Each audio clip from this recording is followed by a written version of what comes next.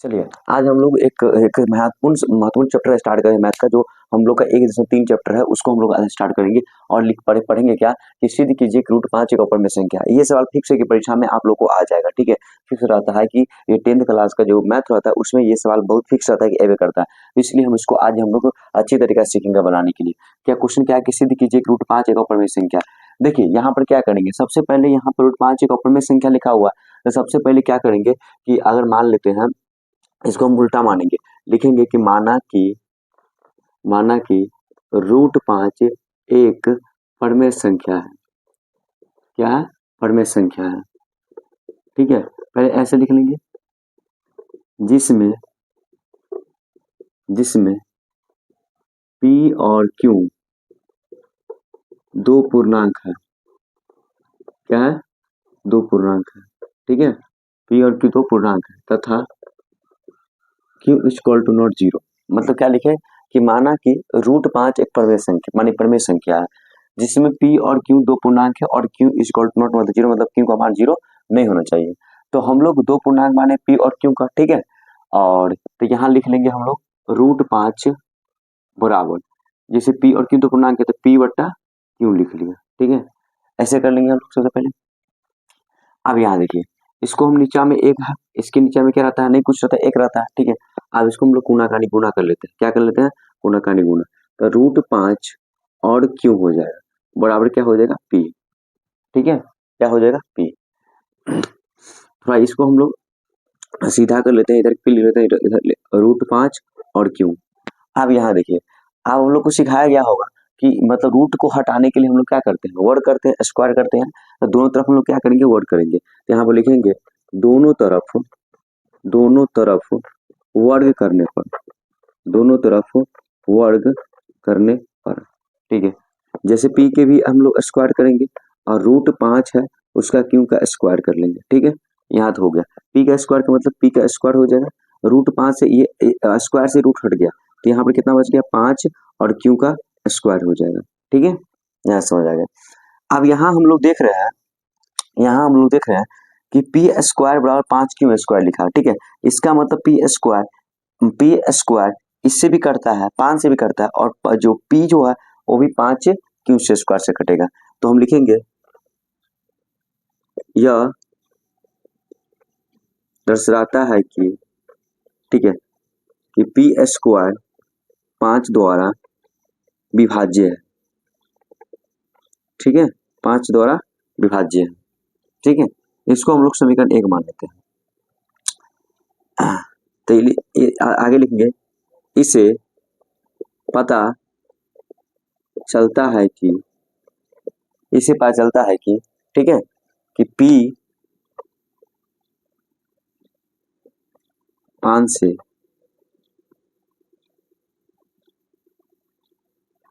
पांच द्वारा विभाज्य, ठीक है। ये हो गया। अब यहाँ देख लीजिए, यहाँ से आएगा क्योंकि इससे भी ये भी करता है, इससे जैसे मान लीजिए बी स्क्वायर से हम लोग इसको भाग करेंगे तो कट जाएगा, आप पी भी मानेंगे तो कट जाएगा, ठीक है। अब यहाँ देख लीजिए, तो हम लोग क्या कर लेते हैं, यहाँ पर देख लेते हैं। तो हम लोग यहाँ पी जो पी स्क्वायर 5 क्यों लिए हैं उसका हम लोग क्या करेंगे, यहाँ पर मान लेते हैं कि P बराबर मान लेते हैं कितना, जैसे 5 और के मान लेते हैं, माना, ठीक है।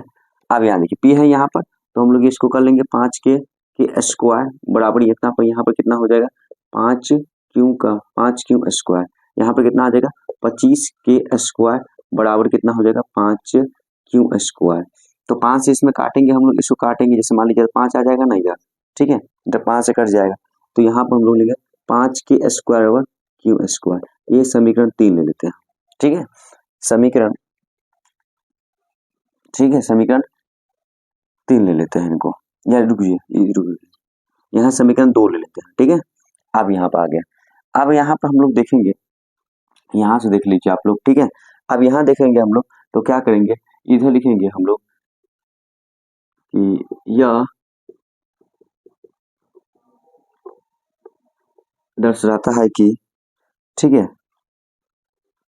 कि क्यू स्क्वायर 5 द्वारा विभाज्य है, ठीक है, इसको समीकरण 3 ले लीजिए। ठीक है, इससे पता चलता है कि क्यों 5 द्वारा विभाज्य है। यहाँ तक हो गया हम लोग का। तो हम लोग का समीकरण 1, समीकरण 2 और समीकरण 3 निकाल लिए। ठीक है, आप यहाँ देखिए।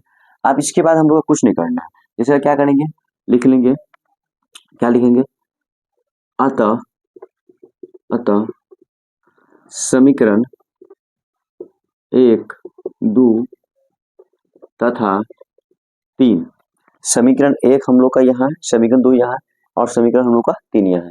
अतः समीकरण 1, 2 तथा 3 से हम पाते हैं कि √5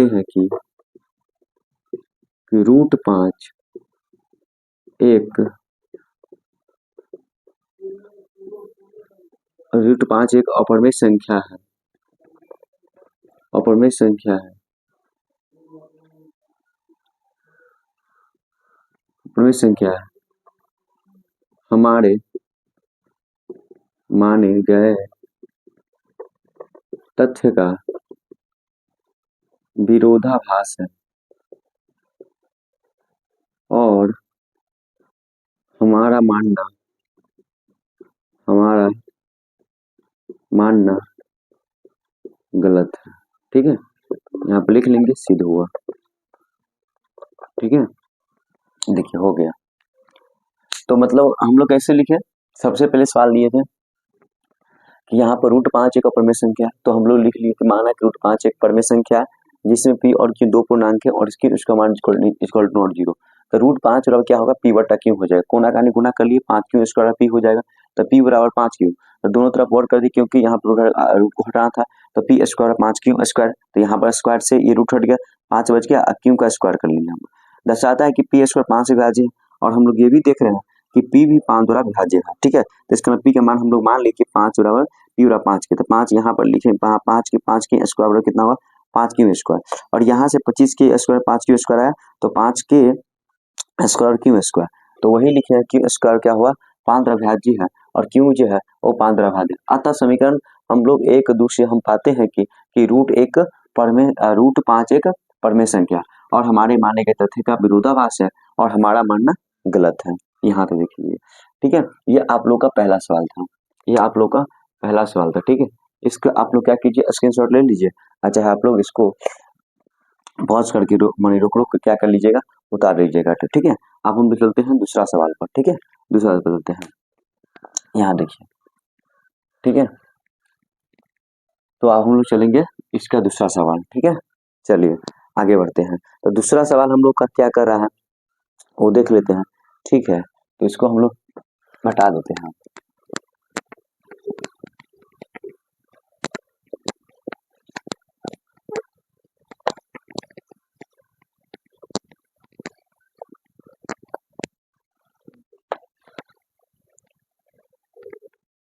चलिए देखिए, दूसरा सवाल है हम लोग का, दूसरा सवाल है हम लोग का, ये दूसरा सवाल है।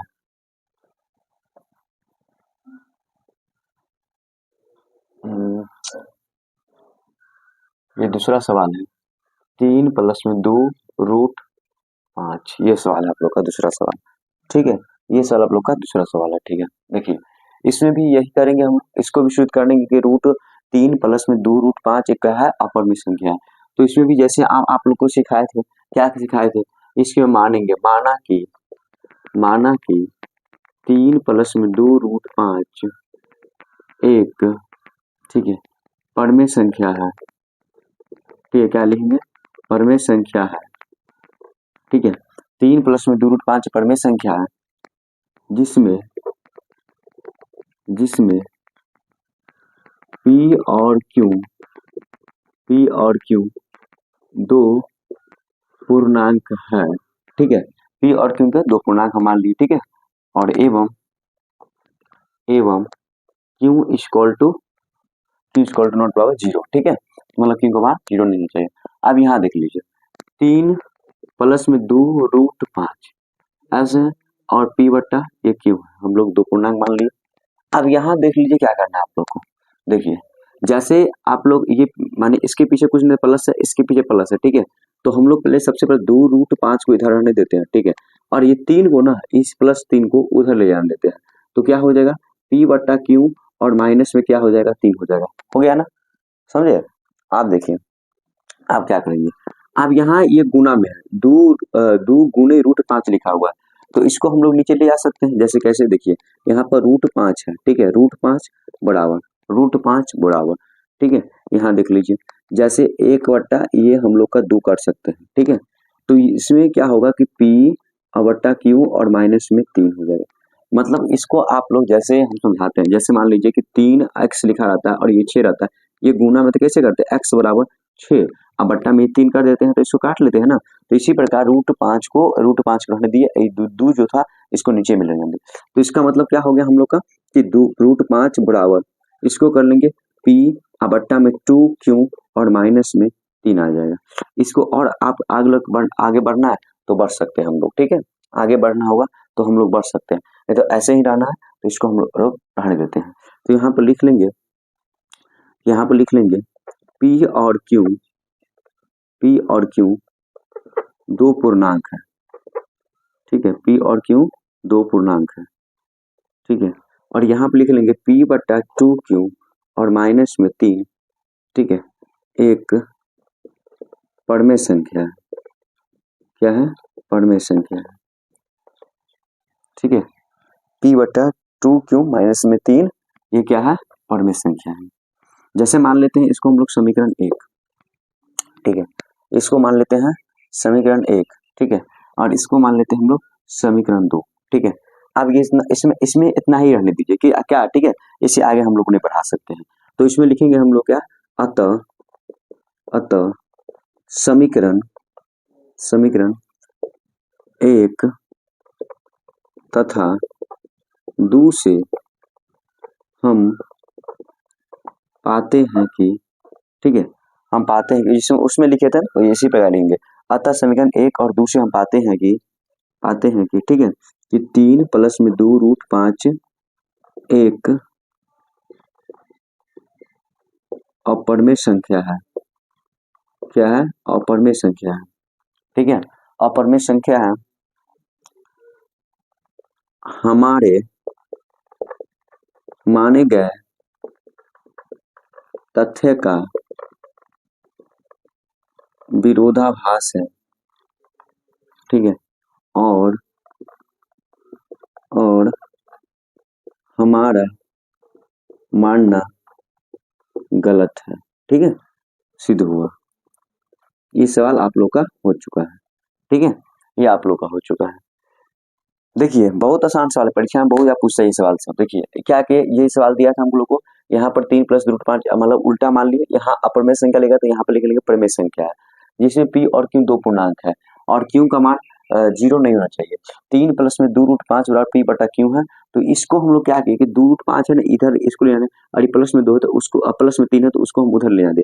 तो √5 बराबर कितना हो जाएगा, ये भी देखिए, ये भी क्या करना है, ये गुना में था ना, तो इसको हम लोग 1/2 कर सकते हैं। 2 होगा P/Q माइनस में 3, ये पूरा कोष्ठ लगा दिए और इसको हम लोग गुना कर लिए, 1 से P के और 2Q माइनस में 3, इसको ऐसे ही रहने दिए। और P और Q 2 पूर्णांक लिख लिए और P/2Q माइनस 3 था, इसको हम लोग परमेय संख्या से देख लिए, देखने को मिलता है क्या कि समीकरण 1 और 2 से पता करते हैं कि 3 + में 2√5 क्या है, एक अपरमेय संख्या है और हमारे मानने के तथ्य का विरोधाभास है और हमारा मानना क्या है, गलत है, इसलिए सिद्ध हुआ, ठीक है। ये आप लोग का दूसरा सवाल था, ठीक है। आप लोग इसको नोट कर लीजिए, ठीक है। अब हम लोग चलेंगे तीसरा सवाल पर, अब हम लोग चलेंगे इसका तीसरा सवाल को, ठीक है। चलिए देख लीजिए, नोट कर लीजिए आप लोग। अब हम लोग चलेंगे तीसरा सवाल पर।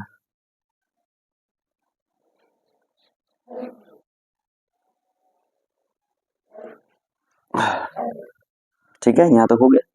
चलिए तो शुरू करते हैं हम लोग, समझ आया ना आप लोग को, ठीक है। चलिए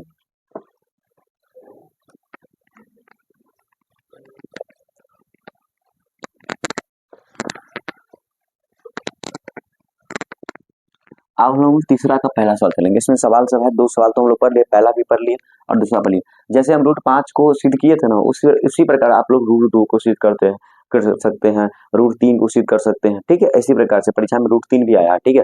तो हम लोग रूट 3 को भी जैसे रूट 5 को सिद्ध किए थे उसी प्रकार हम लोग उसको भी सिद्ध कर सकते हैं। अगला पॉइंट क्या है, हम लोग तीसरा का पहला सवाल देख लेते हैं। क्या था सवाल, 1/√2, 1/√2, ठीक है। जिस प्रकार उस प्रकार जिस सबको सवाल को माने थे वैसी प्रकार इसको भी मानेंगे हम लोग। जैसे लिखेंगे कि माना कि 1/√2 एक परमेय संख्या है। क्या लिखेंगे, परमेय संख्या है, परमेय संख्या है, ठीक है। माना कि 1/√2 एक परमेय संख्या है, ठीक है, जिसमें P और Q दो पूर्णांक है। क्या है, दो पूर्णांक है एवं Q = जीरो, ठीक है। अब यहाँ देखिए 1/√2 बराबर P/Q, ठीक है। ऐसे कर लेंगे तो इसको हम लोग थोड़ा इधर कर लेते हैं, सीधा कर लेते हैं। P/Q बराबर 1/√2 हो जाता है, ठीक है। यहाँ पर हो गया हम लोग का। यहाँ पर हम लोग का क्या करेंगे, इसको थोड़ा सा सिंप्लीफिकेशन कर लेते हैं। तो यहाँ पर हम लोग हो जाएगा कि √2 P बराबर हो जाएगा Q, ठीक है। क्या हो गया, Q हो गया। अब यहाँ देखिए तो P बराबर हो जाएगा Q बट्टा में ये √2 हो जाएगा, ये नीचे चला जाएगा ना। अब इसको थोड़ा हम लोग क्या कर लेते हैं, हर का परमेयकरण कर लेते हैं। तो P बराबर हो जाएगा Q, ठीक है, और Q हो जाएगा और यहाँ पर √2 हो जाएगा और नीचे में कितना हो जाएगा 2, क्योंकि √2 को √2 से गुना करेंगे तो कितना हो जाएगा 4 हो जाएगा और 4 का 2 हो जाएगा, ठीक है। चलिए यहाँ देखिए तो यहाँ पर गुना करने 2P हो जाएगा, 2P बराबर यहाँ पर √2 और Q। इसमें से हम लोग Q का मान निकालना है, Q निकालेंगे। क्यों, यहाँ √2, यहाँ देखिए इस √2 को इधर ले ध्यान दीजिए, ठीक है। और यहाँ पर हम लोग क्या हो जाएगा √2 को इधर ले आए तो हम लोग इसका 2P बट्टा में क्या हो जाएगा, Q हो जाएगा, ठीक है। इसको हम लोग क्या कर लेंगे, समीकरण 1 मान लेंगे। क्या मान लेंगे, समीकरण 1 मान लेंगे, ठीक है। समीकरण 1 मान लेंगे, ठीक है। अब यहाँ देखते हैं हम लोग कि P और Q दो पूर्णांक है। क्या है, P और Q दो पूर्णांक है, ठीक है। और 2P बट्टा Q इधर इसको लिख लेते हैं, ठीक है। इसको हम लोग इधर लिख लेते हैं, ठीक है। 2P बट्टा Q, ठीक है, एक परमेय संख्या है। क्या है, परमेय संख्या है, ठीक है, परमेय संख्या यहाँ पर लिख लिया हम लोग, ठीक है। आप यहाँ देख लीजिए, अब इसको हम लोग समीकरण 2 लेते हैं, ठीक है। अतः समीकरण 1 तथा 2 से हम पाते हैं कि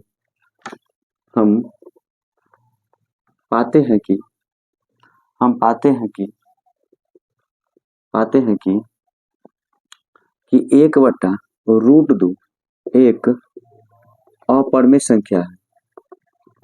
क्या है, अपरमेय संख्या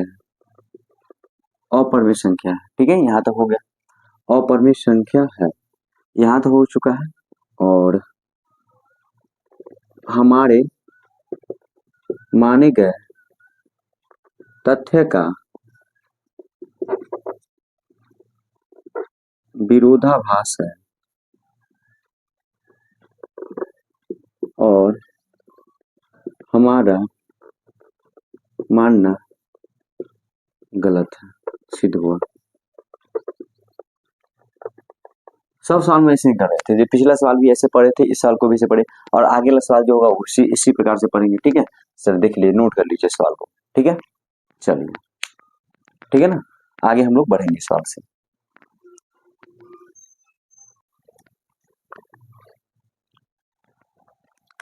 तीसरा का हम लोग दूसरा सवाल पर आ गया, ठीक है। इसका क्या सवाल है, देखिए 7√5, ये सवाल आप लोग का है। 7√5 यही करना है जिस प्रकार हम लोग माने थे। क्या माने थे कि माना कि 7√5 एक, ठीक है, क्या लेंगे, परमेय संख्या है, परमेय संख्या है, ठीक है। यहाँ पर लिख लिए परमेय संख्या है जिसमें जिसमें जिसमें P और Q जिसमें P और Q दो पूर्णांक है एवं Q equal to not zero. ठीक है, यहाँ तक देखिए, सब में हम वही लिख रहे हैं कि माना कि 7/5 एक परिमेय संख्या है जिसमें P और Q दो पूर्णांक है और एवं Q इक्वल, यहाँ आपको जो भी लेना होगा ले सकते हैं। P और Q जैसे हम लोग A B ले सकते हैं, जो भी लेना होगा आप लोग ले सकते हैं। ठीक है, अब यहाँ देखिए कि 7/5 बराबर P बटा क्या है Q। ये देखिए इसमें तो और आसान है। देखिए इसमें आप अभी बताए थे, इसमें कुछ नहीं तो गुना का निशान है। ये √5 को हम लोग इधर रहने देते हैं। ठीक है, और इसको देख लेते हैं P, और ये नीचे में चला जाएगा, कितना हो जाएगा 7, और ये Q हो जाएगा। हो गया कि नहीं हो गया? ये आप लोग समीकरण 1 मान लीजिए, इसमें कुछ कुछ है भी नहीं है इस सवाल में। ठीक है, यहाँ तक हो गया। अब हम लोग लिख लेते हैं कि P और Q दो पूर्णांक है। P और Q दो पूर्णांक है। ठीक है, ठीक है, P बट्टा में 7Q एक परमेय संख्या है, परमेय संख्या है। ठीक है, इसको समीकरण 2 ले लेते हैं। आप कुछ नहीं, सवाल में इसी प्रकार जैसे हम लोग लिखे थे वही लिख देना, हो गया। फिर जिसे सब में यही बात है, ये लिखते हैं, इसको थोड़ा हल कर लेते हैं हम लोग, P और Q दो पूर्णांक मान लेते हैं, और ये जो है हम लोग का परमेय संख्या है। अब हम लोग क्या करेंगे, अतः समीकरण अतः अतः समीकरण 1 तथा 2 से हम पाते हैं कि 7√5 एक अपरमेय संख्या है। क्या है? अपरमेय संख्या है। यहाँ पर हो गया कितना, समीकरण 1 और 2 से हम पाते हैं कि 7/5 क्या है, एक अपरमेय संख्या है। ठीक है, आप यहाँ लिखेंगे हमारे माने गए तथ्य का विरोधाभास है। ठीक है, और और और हमारा मानना गलत है। ठीक है, सिद्ध हुआ।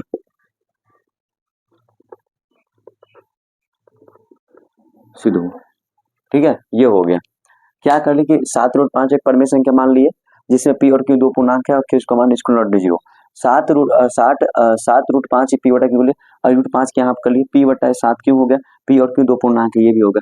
P बटा में 7 क्यों परमेय संख्या। ठीक है, समीकरण इसको 2 ले लिए, और एक दूसरे पाते हैं कि 7/5 एक अपरमेय संख्या है, हमारे माने तथ्य हमारा मानना क्या है, गलत है। ये भी सिद्ध हुआ। ये सवाल सब कोई लंबा सवाल नहीं होता, खाली हमको ये एक लाइन 2 लाइन यहाँ पर से निकलता है, और ये 2 लाइन हम लोग को याद रखना कि ऐसे लिखा जाएगा, ऊपर में ये लिखा जाएगा और 2 लाइन ये लिखने के बाद कुछ नहीं सवाल में। ठीक है, देख लीजिए आप लोग, सवाल समझ आ गया। अगला सवाल हम लोग का है, लास्ट सवाल है इसका हम लोग का 1.3 का जो प्रश्नावली 103 है, उसका हम लोग लास्ट वाला पढ़ लेंगे। ठीक है, जल्दी कीजिए, आप लोग नोट कीजिए। देखिए, जो आप लोगों को समझ नहीं आया कमेंट कर दीजिएगा। ठीक है, जो समझ नहीं आएगा आप लोग को फिर से बता दिया जाएगा। नहीं तो आप लोग क्या कीजिएगा कि जो सवाल आप लोग को फिर से नहीं, मतलब मान लीजिए बनाते वक्त आप लोग को नहीं बन पाया, ठीक है, तो उसको पोस्ट करके थोड़ा धीरे धीरे करके उसको आप उतार सकते हैं कॉपी में नोट करके, और उसको प्रैक्टिस कर लीजिएगा। ठीक है, चलिए आगे हम लोग बढ़ते हुए और हम लोग चलते हैं। इसका एक और सवाल बच गया है, तीसरा सवाल बच गया, इसको भी हम लोग देख ही लेते हैं। ठीक है, चलिए देख ही लेते हैं।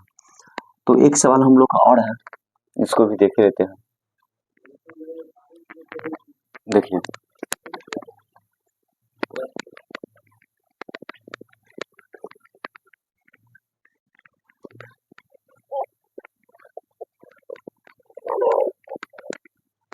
चलिए एक सवाल क्या है, 6 प्लस में रूट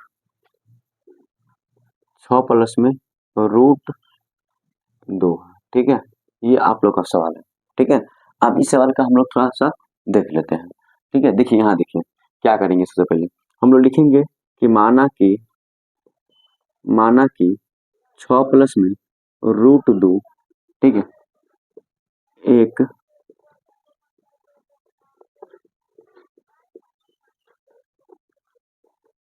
परमेय संख्या है। ठीक है, जिसमें जिसमें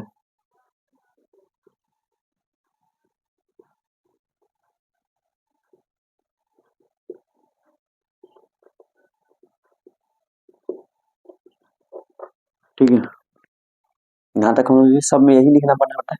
माना कि 6 प्लस में रूट 2 एक परमित संख्या है जिसमें p और q दो पूर्णांक है और एवं q इक्वल टू नॉट 0 हो गया। ठीक है, अब यहाँ देख लीजिए क्या करना है।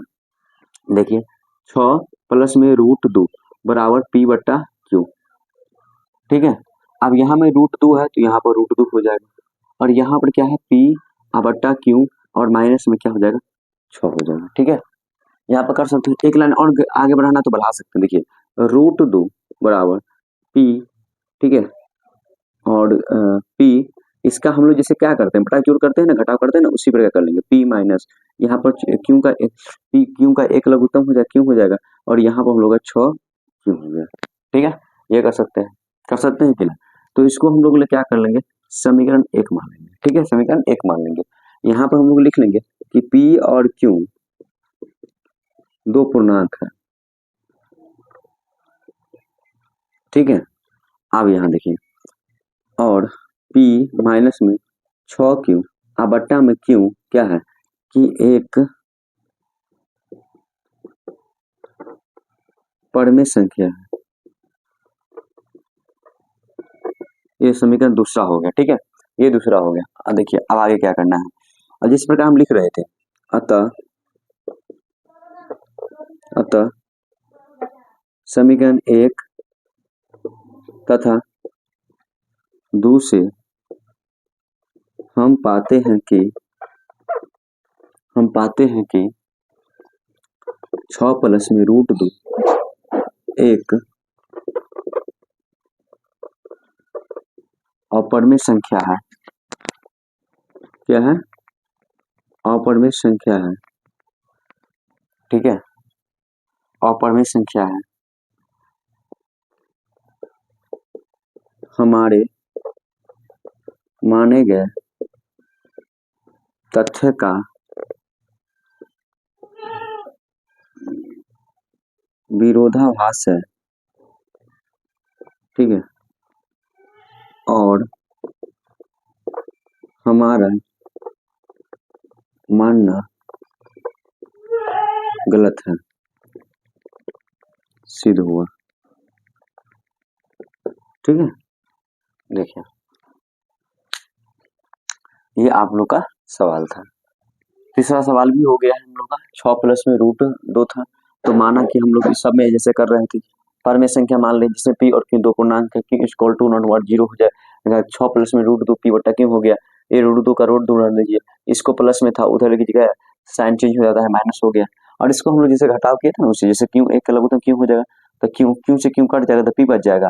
एक से गुणा करेंगे तो q हो जाएगा, एक से भाग करेंगे q हो जाएगा और q को हम लोग 6 से गुणा करेंगे 6 q। तो हम लोग p और q दो पूर्णांक लिख लिए बोला, और यहाँ पर p और माइनस की क्या है परमेय संख्या देखने को मिलता है। अतः समीकरण और 2 से हम पाते हैं कि ये सब में लिख रहे थे 6 प्लस में रूट 2 एक परमेय संख्या और हमारे मानने के तथ्य का विरोधाभास है और हमारा मानना क्या है, गलत है। ये सिद्ध हो गया। देखिए आप बताइए कि 1-3 का पूरा आप लोगों को पढ़ा दिया गया, कोई इसमें कोई दिक्कत कोई परेशानी हो, कोई भी सवाल में कोई भी चीज का अगर दिक्कत होगा तो आप लोग क्या कीजिए कमेंट कर लीजिए, कमेंट कर दीजिए कि सर सर ये सवाल हमको समझ नहीं है। ठीक है, आप लोग फिर से बता दिया जाएगा। ठीक है, तो देखिए कि कोई सवाल आप लोग कोई दिक्कत हो रहा है तो समझ लीजिए, पूछ लीजिए। ठीक है, आप लोग को बता दिया जाएगा। ठीक है, देख लीजिए। ठीक है, और आगे हम लोग चलेंगे 1.4 चलेंगे, तो इसका जो हम लोग का 1.4 रहेगा उसको आगे हम लोग पढ़ेंगे, कंटिन्यू करेंगे। ठीक है, चलिए और कुछ पूछना है पूछ लीजिए। चलिए, थैंक यू।